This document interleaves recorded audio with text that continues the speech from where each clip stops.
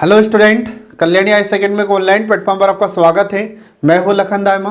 आपको MPPSC mains exam के लिए सेकंड पेपर का फर्स्ट पार्ट पढ़ा रहा हूं, जिसका नाम है संविधान, शासन व्यवस्था, राजनीति तथा प्रशासनिक संरचना। फ्रेंड, आज मैं आपको पढ़ाने वाला हूं एक विषय के रूप में लोक प्रशासन का विकास। तो लोक प्रशासन का विकास किन किन परिस्थितियों से हुआ है या किन किन परिस्थितियों से गुजर कर हुआ है, किन किन परिस्थितियों का सामना लोक प्रशासन को करना पड़ा है, इसके अंतर्गत हम आपको पढ़ाएंगे। ठीक है फ्रेंड, तो इसको शुरू करने से पहले कुछ इसका इतिहास मैं आपको बताता हूँ लोक प्रशासन का, कि इसकी शुरुआत कैसे होती है। तो देखिए, इसमें प्राचीन काल में हम देखते हैं कि जो प्लेटो थे, तो प्लेटो की एक रचना थी जिसका नाम था रिपब्लिक। ठीक है, इसके बाद फिर ऐसे ही अगले विद्वान आते हैं अरस्तु। तो अरस्तु भी दार्शनिक थे और इनकी रचना थी पॉलिटिक्स। इसके बाद फिर आते हैं मेकियावली। मेकियावली की रचना थी द प्रिंस। ठीक है, और इसके बाद जो कौटिल्य थे, तो कौटिल्य की रचना का नाम था अर्थशास्त्र। और ऐसे ही इसमें आता अबुल फजल, और अबुल फजल की रचना का नाम था आईन अकबरी। इसके बाद फिर मौर्य काल में भी प्रशासनिक व्यवस्था का वर्णन हमें मिलता है। प्रशासनिक चिंतन की जड़ें इसमें गहरी थी, परंतु कहीं पर भी हमें लोक प्रशासन का वर्णन इसमें नहीं मिलता है। और जो लोक प्रशासन है, तो लोक प्रशासन तो आधुनिक युग की देन है, ये कोई पुराना विषय नहीं है। इसके बाद फिर ये जितने भी विद्वानों ने अपनी रचनाएं लिखी हैं, इनकी रचनाओं में हमें राजनीति का वर्णन मिलता है, न कि लोक प्रशासन का। फिर इसके बाद में आधुनिक काल में राजनीति शास्त्र के ग्रंथों तथा राजनीतिज्ञों के संस्मरणों में प्रशासनिक विषय की विवेचना हमें मिलती है, परंतु फिर भी लोक प्रशासन का अध्ययन हमें कहीं भी नहीं मिलता है। ठीक है फ्रेंड, अब इसके बाद फिर आगे देखिए, विश्व में जो यूरोप है, तो यूरोपीय भाषाओं में लोक प्रशासन शब्द का प्रचलन पहली बार 17वीं शताब्दी में शुरू हुआ था। ठीक है, तो अभी हमने आपको बताया था प्राचीन काल के बारे में, तो प्राचीन काल में भी कहीं पर हमें लोक प्रशासन के बारे में जानकारी नहीं मिलती। लोक प्रशासन एक नया विषय है, यह ज़्यादा पुराना विषय नहीं है। ठीक है, तो इसमें हम देखते हैं कि जो लोक प्रशासन था, तो लोक प्रशासन जैसे शब्द का प्रयोग सबसे पहले कब किया जाता है, तो यूरोप में 17वीं शताब्दी में या 17वीं सदी में किया जाता है, यूरोपीय भाषाओं में। इसके बाद फिर 18वीं सदी में देखें हम, तो 18वीं सदी के अंत में संयुक्त राज्य अमेरिका में प्रकाशित विश्व कोश फेडरलिस्ट के 72वां अनुच्छेद, ठीक है, तो इसके 72वें अनुच्छेद में अमेरिका के पहले वित्त मंत्री, जिसका नाम था अलेक्जेंडर हैमिल्टन, इसने लोक प्रशासन के अभिप्राय या लोक प्रशासन का अर्थ एवं उसके क्षेत्र की स्पष्ट व्याख्या की थी। ठीक है, लेकिन ये कोई ऑथेंटिक विचारधारा उस समय प्रस्तुत नहीं कर पाए थे और न ही कोई ऑथेंटिक रचना लिख पाए थे। इसके बाद फिर 1812 ईस्वी की बात है, तो 1812 ईस्वी में फ्रेंच लेखक जिसका नाम है चार्ल्स जीन बोनिन, तो इन्होंने लोक प्रशासन के सिद्धांत नामक पहली पुस्तक लिखी थी, जिसका नाम था प्रिंसिपल डी एडमिनिस्ट्रेशन पब्लिक। ठीक है, लेकिन इन्हें लोक प्रशासन का पिता नहीं कहा जाता। लोक प्रशासन का पिता किसे कहा जाता है? वुडरो विल्सन को कहा जाता है। ठीक है फ्रेंड, तो ये आपको ध्यान रखना है। अब इसके बाद में लोक प्रशासन का विद्वान वुडरो विल्सन को क्यों कहा जाता है, तो इसके कारण मैं आपको आगे बता रहा हूँ। ठीक है, अब इसके बाद देखिए, अमेरिका में एक पद्धति शुरू थी वहाँ पर जिसको कहा जाता है लूट पद्धति, इसको इंग्लिश में स्पॉइल सिस्टम कहा जाता है। ठीक है, तो संयुक्त राज्य अमेरिका में यह प्रणाली प्रचलन में थी, लूट प्रणाली। और इसका अर्थ क्या है, तो लूट प्रणाली का अर्थ यह है कि जो भी राष्ट्रपति बनेगा वह अपने जितने भी प्रतिनिधि होते हैं या उसके परिवार वाले जितने भी लोग होते हैं, जितने भी सगे संबंधी होते थे, उनको सरकारी पदों पर नियुक्ति किया जाता था। ठीक है, तो इस प्रणाली में यह व्यवस्था थी कि जो राजनीतिक सत्ता में है वही अपने समर्थकों को सिविल सेवा में पदों का आवंटन करेगा। मतलब चुनाव में जो झंडा बैनर पोस्टर का काम करेगा, उसको फिर बाद में सिविल सेवा के पदों पर पदस्थ कर दिया जाता था। इसमें योग्यता को ध्यान में नहीं रखा जाता था। ठीक है, इसमें योग्य व्यक्तियों को नियुक्त नहीं किया जाता था, इनमें उन व्यक्तियों को नियुक्त किया जाता था जो कोई भी राजनीतिक दल के साथ कार्य करता था। ठीक है, और राजनीतिक दल जब सत्ता में आता था तो वह राजनीतिक दल अपने परिचितों को ही इस सिविल सेवा में भर्ती करते थे। इसको कहा जाता है लूट पद्धति।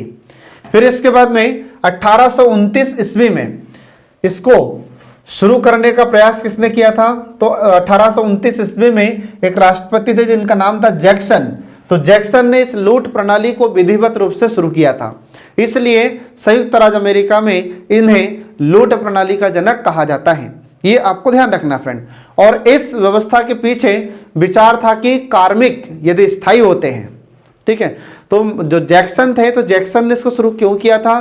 तो इनका यह मानना था कि यदि कोई भी कार्मिक स्थायी रहते हैं तो वे कामचोर हो जाते हैं, अनुत्तरदायी हो जाते हैं, काम नहीं करते ठीक से, ठीक है, इसलिए उन्हें शीघ्र हटाने की व्यवस्था होनी चाहिए और इन्हें हटाने का अधिकार राष्ट्रपति को होना चाहिए, ये इन्होंने कहा था। इसके बाद फिर यह संरक्षक नौकरशाही का एक प्रकार है जिसे हायरिंग और फायरिंग प्रणाली के नाम से भी जाना जाता है। तो एग्जाम में आपसे क्वेश्चन पूछा जा सकता है 3 नंबर में कि लूट प्रणाली किसे कहते हैं, लूट प्रणाली को कहाँ शुरू किया गया था, लूट प्रणाली को शुरू किसने किया था, इसके बाद फिर हायरिंग और फायरिंग प्रणाली क्या है, ये आपसे 3 नंबर में क्वेश्चन पूछा जा सकता है, ठीक है। तो जैसा आपसे क्वेश्चन पूछा जाए वैसा आपको आंसर लिखना होगा। अब इसके बाद देखिए अगला एक अधिनियम आता है जिसका नाम है पेडल्टन अधिनियम 1883। अब इस अधिनियम को, इस एक्ट को संयुक्त राज्य अमेरिका में क्यों लाया जाता है? क्योंकि संयुक्त राज्य अमेरिका में जो लूट पद्धति थी तो उसको प्रतिबंधित करने के लिए, उसे रोकने के लिए यह अधिनियम लाया गया था, ठीक है। और अमेरिकी लोक सेवा के इतिहास में यह अधिनियम एक मील का पत्थर साबित हुआ था, क्योंकि इस अधिनियम के माध्यम से जो लूट प्रणाली थी उसे समाप्त किया जाता है और योग्यता के आधार पर लोक सेवा में नियुक्त किया जाता है, जो योग्य व्यक्ति होता था उन्हें, ठीक है। और इस अधिनियम को लाने के पीछे जो महत्वपूर्ण कारण था वह था गारफील्ड की हत्या। तो गारफील्ड जो कि राष्ट्रपति थे संयुक्त राज्य अमेरिका के, तो इनकी हत्या कर दी जाती है। तो इनकी हत्या क्यों की जाती है? क्योंकि ये भी जब राष्ट्रपति बनते हैं तो अपने समर्थकों को या अपने पहचान वालों को इन्होंने सिविल सेवा में पदों पर नियुक्त किया था, ठीक है। इसके बाद फिर जो योग्य उम्मीदवार होते थे या जो योग्य युवा होते थे वे सिविल सेवा के पदों पर पदस्थ नहीं हो पा रहे थे, जिसके कारण क्या होता था, उनमें निराशा उत्पन्न हुई थी। तो ऐसा ही युवक था जिसका नाम था चार्ल्स गुएट। तो चार्ल्स गुएट एक योग्य व्यक्ति था और इसने देखा कि यार जो व्यक्ति योग्य नहीं है उसको सिविल सेवा के पदों पर नियुक्त किया जा रहा है और हम योग्य हैं तो हमें नियुक्त नहीं किया जा रहा है। तो यह व्यक्ति बेरोजगार था। तो जो योग्य व्यक्ति थे वो बेरोजगार घूम रहे थे और जो योग्य नहीं है, अयोग्य व्यक्ति थे, और उन्होंने अगर राजनीतिक दल का साथ दिया है तो वह राजनीतिक दल जब सत्ता में आता था तो उन्हें सिविल सेवा के पद पर नियुक्त कर लेता था, जिसके कारण वहां के युवाओं में निराशा उत्पन्न हुई थी और ये युवा बेरोजगार हो रहे थे। तो ऐसे ही स्थिति में या इन्हीं परिस्थितियों में एक युवक था जिसका नाम था चार्ल्स गुएट। यह बेरोजगार था और योग्य था सिविल सेवा के लिए, लेकिन इसकी नियुक्ति नहीं की गई, जिसके कारण इसने गुस्से में आकर क्या किया, चार्ल्स गुएट ने राष्ट्रपति गारफील्ड की हत्या कर दी। और जब इसने राष्ट्रपति गारफील्ड की हत्या कर दी तो फिर वहां पर यह विचार किया गया कि एक ऐसा कोई कानून बनाया जाना चाहिए जिससे इस लूट पद्धति को समाप्त किया जा सके। तो फिर उसी समय पेडल्टन अधिनियम 1883 ये लाया जाता है और इस अधिनियम के माध्यम से जो लूट पद्धति थी या स्पॉइल सिस्टम था उसको समाप्त किया गया, ठीक है फ्रेंड। अब इसके बाद देखिए अगला शुरू होता है इसमें कि लोक प्रशासन को एक पृथक विषय के रूप में प्रारंभ करने का श्रेय 1887 ईस्वी में वुडरो विल्सन को दिया जाता है। तो ये आपको याद रखना है, ये वही वुडरो विल्सन है जिन्हें लोक प्रशासन के पिता कहा जाता है या लोक प्रशासन का जनक कहा जाता है। तो 1887 में इन्होंने एक लेख लिखा था जिसका नाम था द स्टडी ऑफ एडमिनिस्ट्रेशन, ठीक है। तो इन्होंने जब यह लेख लिखा तो इसी लेख से लोक प्रशासन जैसे विषय का उद्भव माना जाता है, इसलिए इन्हें लोक प्रशासन का जनक कहा जाता है और इसी समय से लोक प्रशासन का उदय भी हुआ था। अब इस निबंध में वुडरो विल्सन ने लोक प्रशासन जैसे विषय, ठीक है, तो लोक प्रशासन जैसे एक विषय के स्वतंत्र अध्ययन के बारे में इन्होंने कहा था और इन्होंने कहा कि जिस लोक प्रशासन की हम निंदा करते हैं यह निंदा नहीं करनी चाहिए, यह गलत है, ठीक है। और इन्होंने कहा था कि राजनीति से स्वतंत्र रहकर एक विषय के रूप में इसके अध्ययन की आवश्यकता है और इस प्रकार वुड्रो विल्सन ने लोक प्रशासन के एक स्वतंत्र अध्ययन विषय के रूप में की जा रही उपेक्षा की निंदा की और इस प्रकार वुड्रो विल्सन को लोक प्रशासन का जनक कहा जाता है। तो इन्होंने कहा कि राजनीति और प्रशासन इन दोनों को अलग अलग कर दिया जाना चाहिए। तो इसका पूरा जो वर्णन है मैं आपको आगे बताऊंगा। तो आपको यहाँ पर याद रखना है कि लोक प्रशासन का जनक किसे कहा जाता है, तो वुड्रो विल्सन को कहा जाता है। क्यों कहते हैं? क्योंकि इन्होंने एक लेख लिखा था 1887 में जिसका नाम था द स्टडी ऑफ एडमिनिस्ट्रेशन और इसी से लोक प्रशासन का उद्भव हुआ था। ठीक है, इसके बाद फिर 20वीं शताब्दी की गंभीर प्रशासनिक चुनौतियां, चाहे वे दो विश्व युद्धों, विश्व आर्थिक मंदी अथवा सामाजिक न्याय से जुड़ी हो, लोक प्रशासन को अपना वास्तविक आधार प्रदान किया और यह एक स्वतंत्र विषय के रूप में विकसित हुआ है। ठीक है फ्रेंड, तो ये आपको ध्यान रखना है। तो वुड्रो विल्सन के प्रयासों से ही लोक प्रशासन जैसे विषय अस्तित्व में आता है, ये आपको ध्यान रखना है। अब देखिए फ्रेंड, इसमें एक विषय के रूप में लोक प्रशासन का विकास, ठीक है, तो लोक प्रशासन का विकास 6 चरणों में हुआ है। तो किन किन चरणों में लोक प्रशासन ने किन किन परिस्थितियों का सामना किया है, तो इसके अंतर्गत हम आपको पढ़ाएंगे। तो इसको 6 चरणों में बांटा गया है। यह 3 नंबर में आपसे क्वेश्चन पूछा जा सकता है कि जो लोक प्रशासन का विकास हुआ था वह कितने चरणों में हुआ था। तो ये 3 चरणों में हुआ था और इन चरण में बांटकर आपको लिखना होगा। ठीक है, तो अब देखिए यहाँ पर जो पहला चरण होता है या प्रथम चरण, तो प्रथम चरण इसको राजनीतिक प्रशासन द्विभाजन का काल कहा जाता है। तो इसे राजनीतिक प्रशासन, राजनीति और प्रशासन का द्विभाजन काल इसे क्यों कहते हैं? क्योंकि इस काल में राजनीति और प्रशासन दोनों को अलग अलग करने की बात की जाएगी, इसलिए इसे राजनीति प्रशासन द्विभाजन कहा जाता है। और इसका काल या इसका समय कब से कब तक रहा था? तो इसका समय 1887 से 1926 ईस्वी तक रहा था। ये आपको ध्यान रखना फ्रेंड।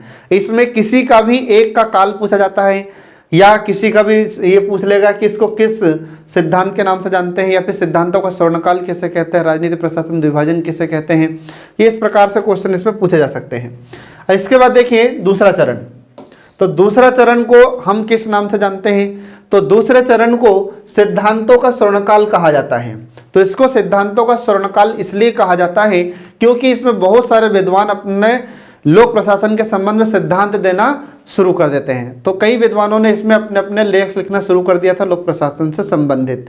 तो लोक प्रशासन को आगे बढ़ाने में बहुत सारे विद्वान पुस्तकें लिखना शुरू कर देते हैं।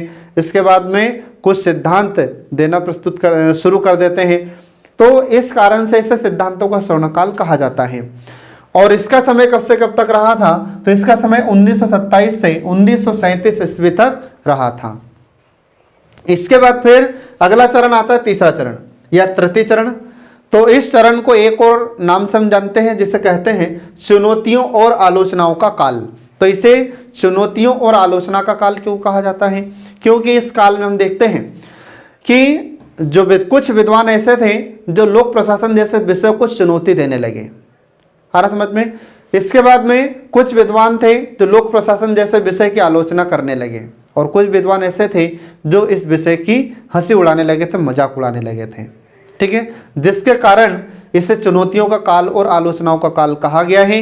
और इसका समय 1938 ईस्वी से लेकर 1947 ईस्वी तक रहा है।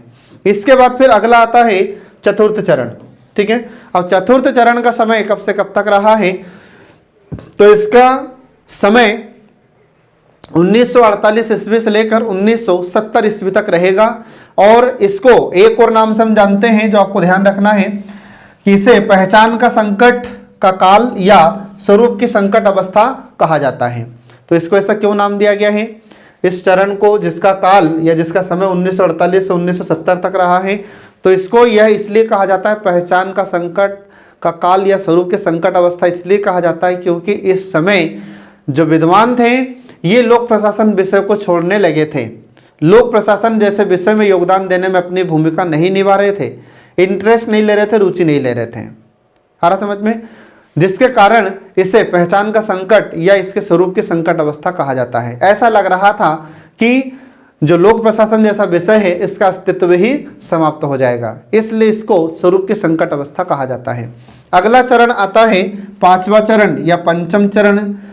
इसको और भी नामों से जानते हैं जैसे अंतर विषयी परिपक्वता और नवीन लोक प्रशासन का काल इसे कहते हैं। क्यों कहते हैं इसको ऐसा? क्योंकि इस काल में फिर वापस हम देखते हैं कि नए नए सिद्धांत आ जाते हैं और नवीन लोक प्रशासन की शुरुआत होती है। ठीक है, 5वें चरण में। इसके बाद फिर और भी कई विद्वान थे जो इस समय अपना योगदान देना इसमें शुरू कर देते हैं। फिर इसके बाद में अगला आता है 6वां चरण, या फिर इसे को 6वां चरण कहते हैं। तो इसमें लोक नीति की शुरुआत हो जाती है। इसके बाद फिर लोक विकल्प मतलब लोक चयनवाद की शुरुआत हो जाती है।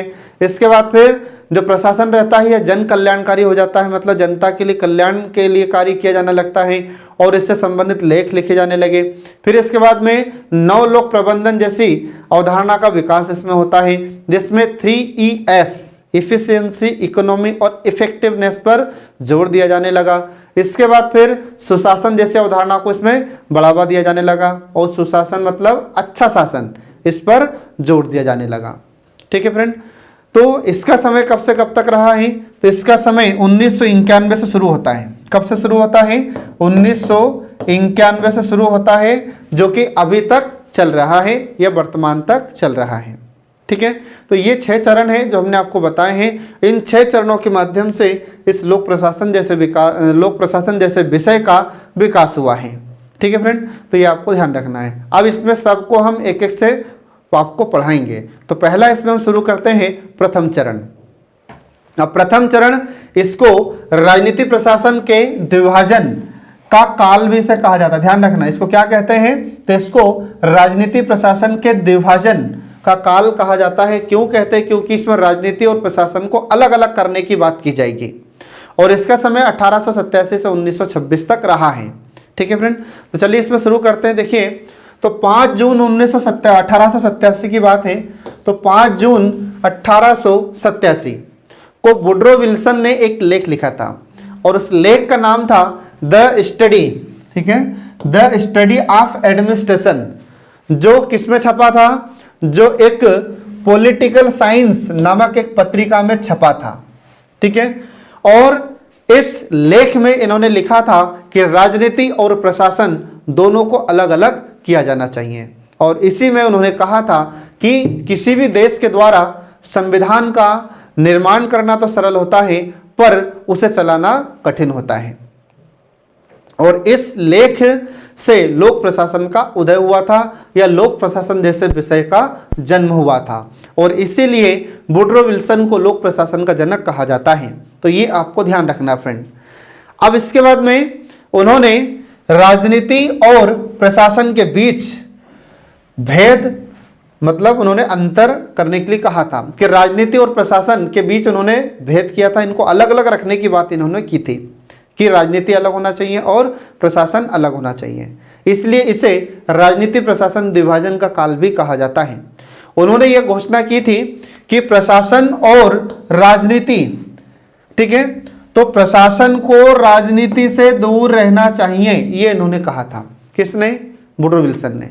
इन्होंने कहा था कि जो प्रशासन होता है मतलब जो प्रशासनिक अधिकारी होते हैं ये अपना काम करें, इनको राजनीति में रुचि नहीं रखना चाहिए।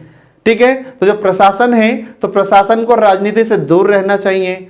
उन्होंने तर्क दिया कि प्रशासन सरकार के अंग है और इसे कर्तव्य परायणता के साथ समान व्यवहार करते हुए स्वयं को विज्ञान के रूप में स्थापित करना चाहिए।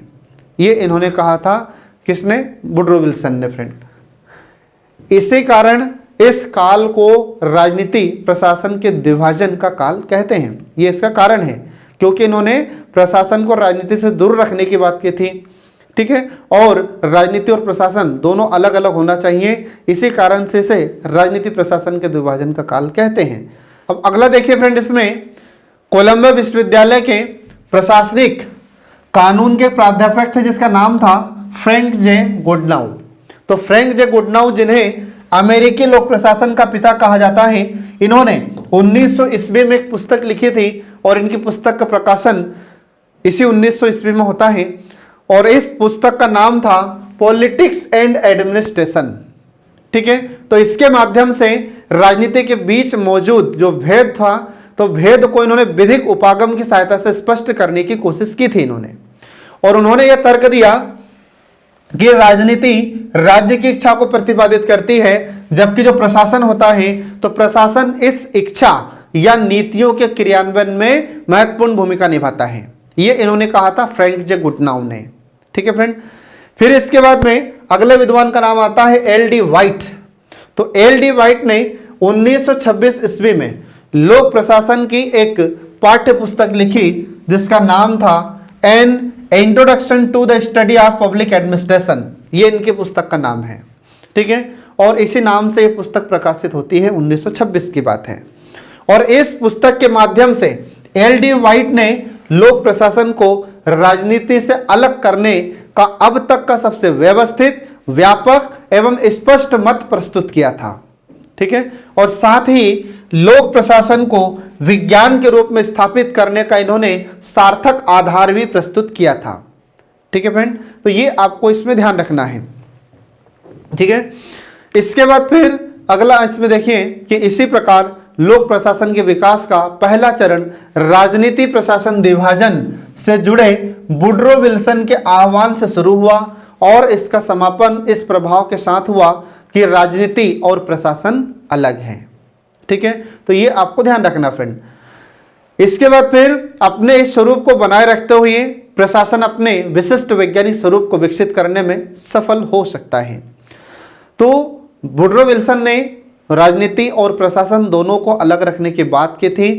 इसी कारण से इसे राजनीति प्रशासन विभाजन का काल कहा जाता है। और लोक प्रशासन के विकास के इस प्रथम चरण की दो मुख्य विशेषताएं थी। तो दो विशेषताएं कौन कौन सी थी?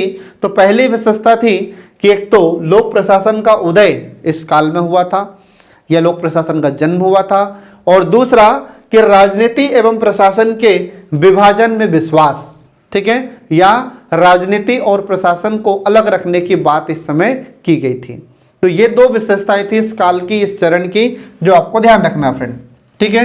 एग्जाम में आपसे क्वेश्चन पूछा जा सकता है कि लोक प्रशासन के विकास में जो प्रथम चरण था तो उसकी दो विशेषताएं कौन कौन सी हैं, तो उसमें दोनों विशेषताएं आपको लिखनी होगी।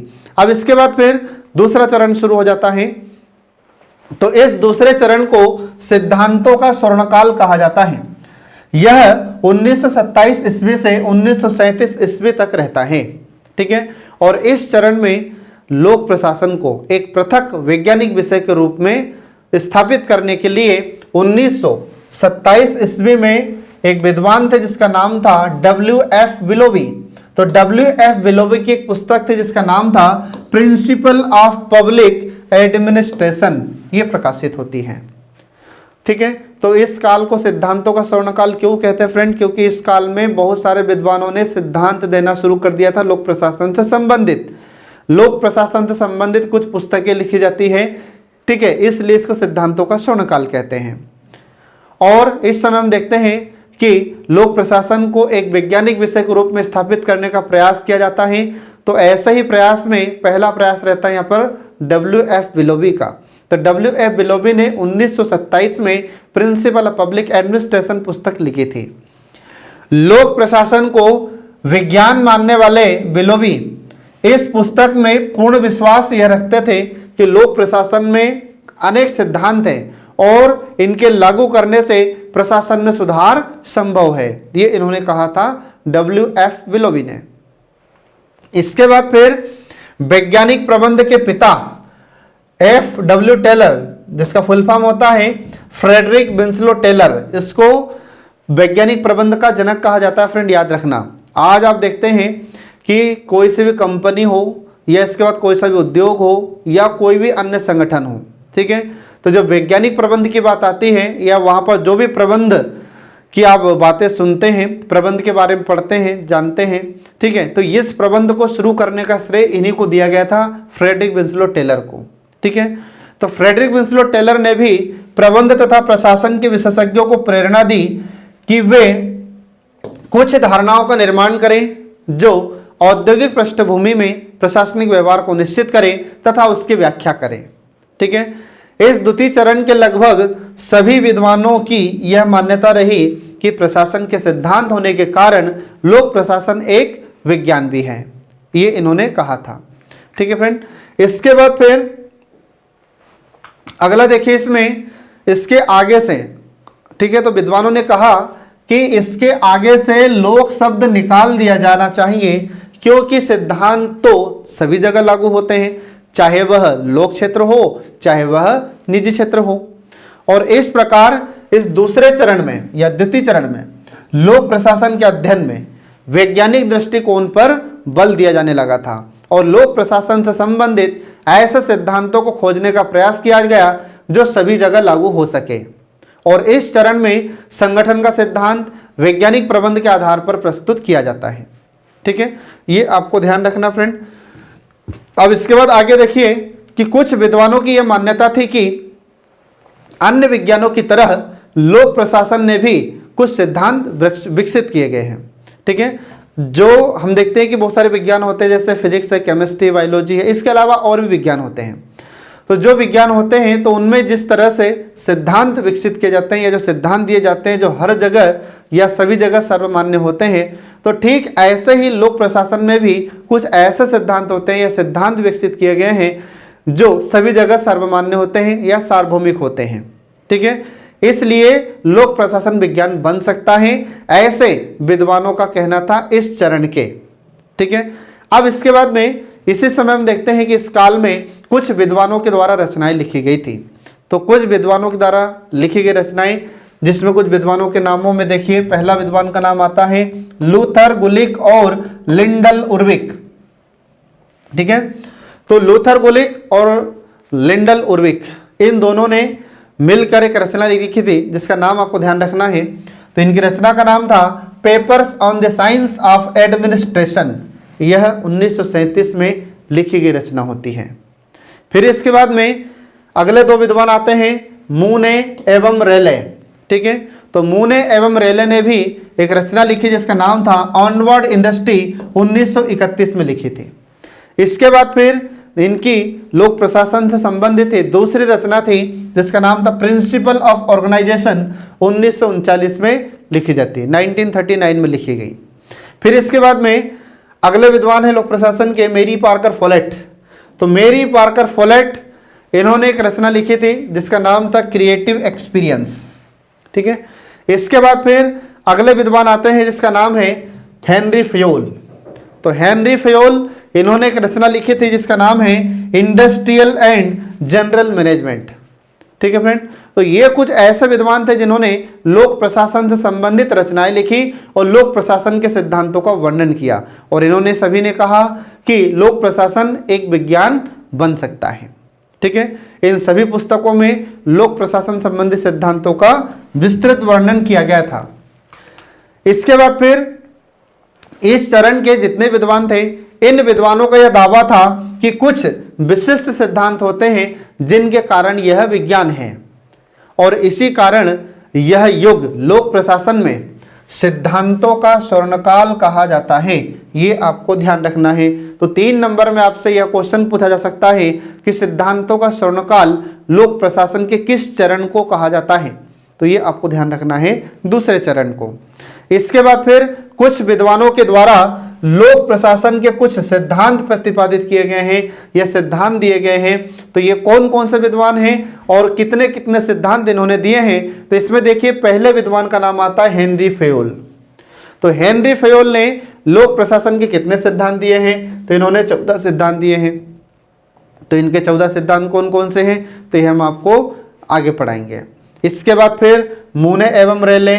तो मूने एवं रेले ने लोक प्रशासन से संबंधित इन्होंने 4 सिद्धांत दिए हैं। फिर इसके बाद में मेरी पार्कर फोलेट, इन्होंने लोक प्रशासन से संबंधित 4 सिद्धांत दिए हैं। इसके बाद फिर लिंडल उर्विक, इन्होंने लोक प्रशासन से संबंधित 8 सिद्धांत दिए हैं। फिर इसके बाद में लूथर गुलिक, तो लूथर गुलिक ने लोक प्रशासन से संबंधित 10 सिद्धांत दिए हैं। ये आपको ध्यान रखना फ्रेंड। तो एग्जाम में आपसे 3 नंबर में क्वेश्चन पूछा जा सकता है कि लोक प्रशासन के विद्वानों के द्वारा प्रतिपादित सिद्धांत लिखिए। तो इन सिद्धांतों की संख्या, इनका नाम और इनकी संख्या आपको लिखनी है बस। ठीक है, या इनमें से किसी एक को अलग से ही पूछा जा सकता है। ये पूछा जा सकता है कि हेनरी फयोल ने लोक प्रशासन के संबंध में कितने सिद्धांत दिए थे। ऐसा भी क्वेश्चन आपसे पूछा जा सकता है 3 नंबर में। ठीक है फ्रेंड, तो जैसा आपसे क्वेश्चन पूछा जाए वैसा आपको आंसर लिखना होगा। अब इसके बाद देखिए अगला चरण आता है, तीसरा चरण या तृतीय चरण, और इस तृतीय चरण को एक और नाम से जानते हैं जिसे चुनौतियों का काल या आलोचनाओं का काल कहते हैं। और इसका समय 1938 ईस्वी से लेकर 1947 ईस्वी तक रहता है। ठीक है, और इस चरण के सिद्धांतों को या हम देखते हैं कि ये जो चरण था इसको चुनौती का काल कहा जाता है, क्योंकि इस काल में कुछ ऐसे विद्वान हैं जो लोक प्रशासन संबंधी विषय को या लोक प्रशासन जैसे विषयों को चुनौती देते हैं। ठीक है, कुछ विद्वान इसकी आलोचना करते हैं, कुछ विद्वान इसके मजाक उड़ाते हैं, हंसी उड़ाते हैं। ठीक है, इस कारण से इसे चुनौती का काल या आलोचनाओं का काल कहते हैं। तो सन 1938 ईस्वी से 1947 ईस्वी तक इस चरण को लोक प्रशासन के क्षेत्र में ध्वंसकारी अधिक रहा है। मतलब ये जो लोक प्रशासन का क्षेत्र था यह ऐसा लग रहा था कि धीरे धीरे समाप्त होने लगेगा या धीरे धीरे समाप्त हो जाएगा। ठीक है, तो इसमें बहुत सारे विद्वान थे जो अब यहाँ पर इंटरेस्ट नहीं दिखा रहे थे लोक प्रशासन के संबंधी लेख लिखने में या लोक प्रशासन संबंधी विचारों को लिखने में। तो सन 1938 में 1938 में चेस्टर इरविंग बर्नार्ड की कार्यपालिका के कार्य the function of the executive एक पुस्तक प्रकाशित होती है, लेकिन इसमें भी प्रशासन के बारे में बिल्कुल नहीं लिखा गया था। इसमें प्रशासन से संबंधित किसी सिद्धांत का वर्णन नहीं किया गया था। इसके बाद फिर सन 1946 ईस्वी में हार्वर्ड ए साइमन ने अपने एक लेख में लोक प्रशासन के सिद्धांतों को नकारा। इसमें इन्होंने लोक प्रशासन के सिद्धांत का वर्णन नहीं किया और उन्होंने लोक प्रशासन के सिद्धांतों को किंवदंतियां कहा या फिर लोकोक्ति और मुहावरे कहकर हंसी उड़ाई इन्होंने। इसके बाद फिर इनकी पुस्तक का नाम था एडमिनिस्ट्रेटिव बिहेवियर। इसके बाद फिर अगला आ जाता है कि इस दौर के प्रमुख प्रकाशन रहे हैं जिसमें परंपरावादी लोक प्रशासन को चुनौती दी गई थी। तो ऐसे कौन कौन से प्रकाशन है या ऐसी कौन कौन सी रचनाएं हैं, कौन कौन से विद्वान हैं जिन्होंने परंपरावादी लोक प्रशासन को चुनौती दी थी। तो इसमें कुछ विद्वानों के नाम हैं, जिसमें पहला आता है चेस्टर इरविंग बर्नार्ड, जिसको शॉर्ट फॉर्म में कहते हैं C.I. बर्नार्ड। तो C.I. बर्नार्ड या चेस्टर इरविंग बर्नार्ड की रचना आपको याद रखना है कि the function of the executive 1938 में लिखी गई थी। इसके बाद फिर ऐसे ही अगले विद्वान आते हैं जिसका नाम है F. Marsden marks. इनकी रचना का नाम है एलिमेंट्स ऑफ पब्लिक एडमिनिस्ट्रेशन 1946 में लिखी जाती है। इसके बाद फिर हार्वर्ड ए साइमन। तो हार्वर्ड ए साइमन इन्होंने जो रचनाएं लिखी थी तो उनकी रचनाओं के नाम है दी प्रोवर्ब्स ऑफ एडमिनिस्ट्रेशन 1946 में लिखी जाती है और 1947 में इन्होंने लिखी थी एडमिनिस्ट्रेटिव बिहेवियर 1947 की बात है। इसके बाद फिर अगले विद्वान का नाम है रॉबर्ट डहल। तो रॉबर्ट डहल की रचना का नाम है कि the science of public administration 3 problems 1947 में पब्लिश होती है। इसके बाद फिर अगले विद्वान का नाम आता है ड्वाइट वाल्डो। इनकी रचना का नाम था दी एडमिनिस्ट्रेटिव स्टेट 1948 में यह प्रकाशित होती है। तो ये जितने भी विद्वान हैं इन सभी विद्वानों ने लोक प्रशासन जैसे महत्वपूर्ण विषय को चुनौती दी थी, इसलिए इसे चुनौती का काल कहा जाता है। इन विद्वानों के द्वारा लोक प्रशासन जैसे विषय की आलोचना की जाती है, इसलिए इसे आलोचना का काल कहा जाता है। ठीक है, और इन आलोचकों में सबसे महत्वपूर्ण व्यक्ति है जिसका नाम है हार्वर्ड ए साइमन। तो हार्वर्ड ए साइमन ने प्रशासन के सिद्धांतों की अहम आलोचना की थी, इसलिए ये अहम आलोचक थे और उन्होंने लोक प्रशासन के जो सिद्धांत थे उनको कहावतें कहकर उनका मजाक उड़ाया या हंसी उड़ाई। ठीक है फ्रेंड, तो इस कारण से इस काल को या इस चरण को चुनौती का काल या इसे आलोचना का काल कहते हैं। तो ये आपको ध्यान रखना है। इसके बाद फिर सन 1947 ईस्वी में 1947 की बात है। तो 1947 ईस्वी में रॉबर्ट डहल ने एक लेख लिखा। तो इन्होंने अपने लेख लोक प्रशासन का विज्ञान the science of public administration में यह बताया कि लोक प्रशासन के सिद्धांतों की खोज में 3 बाधाएं हैं। ठीक है, इन्होंने कहा कि जो लोक प्रशासन जैसे विषय की बात हम कर रहे हैं और लोक प्रशासन के सिद्धांतों की अपन बात करते हैं तो लोक प्रशासन के सिद्धांत की खोज करने में 3 बाधाएं हैं।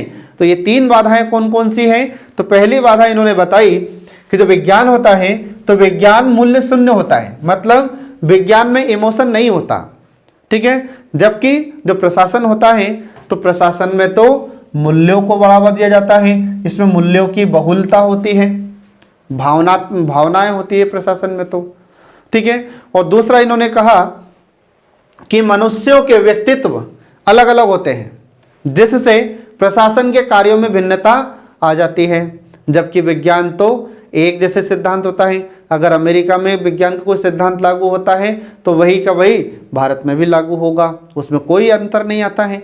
लेकिन जो प्रशासन होता है तो प्रशासन में अलग अलग मनुष्य होते हैं और अलग अलग व्यक्तित्व के होते हैं, जिससे प्रशासन के कार्यों में भिन्नता आ जाती है। तो हम इसको कैसे विज्ञान मान लें, ये इन्होंने कहा। फिर इसके बाद में तीसरी बाधा उन्होंने बताई कि लोक प्रशासन सामाजिक ढांचे के अंतर्गत कार्य करता है, जबकि विज्ञान नहीं करता, है ना। तो रॉबर्ट डहल ने कहा कि जो लोक प्रशासन होता है तो यह कहाँ काम करता है, तो इन्होंने बोला कि सामाजिक ढांचे के अंतर्गत कार्य करता है, मतलब समाज के बीच लोक प्रशासन कार्य करता है, ठीक है। जबकि विज्ञान नहीं करता सामाजिक ढांचे के बीच में, या समाज के बीच में विज्ञान कार्य नहीं करता है। तो हो सकता है कि इसमें परिवर्तन आ जाए, अंतर आ सकता है। इस कारण से रॉबर्ट डहल ने कहा कि लोक प्रशासन के सिद्धांत में 3 बाधाएं हैं जो इन्होंने बताई है।